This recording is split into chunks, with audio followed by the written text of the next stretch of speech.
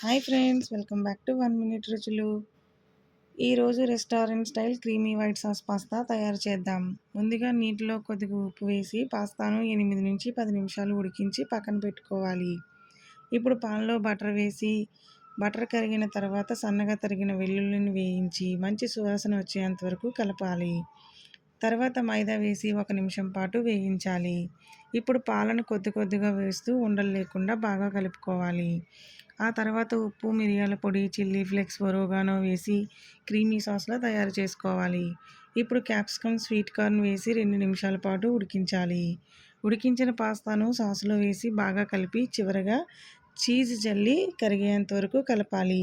అంతే, super creamy tasty restaurant style white sauce pasta ready. ఈ recipe మీకు నచ్చినట్లయితే లైక్ చేయండి, షేర్ చేయండి. ఇలాంటి ఇంకా రెసిపీస్ కోసం 1 మినిట్ రుచులు ఛానల్ని ఫాలో అవ్వండి. Please subscribe to my channel.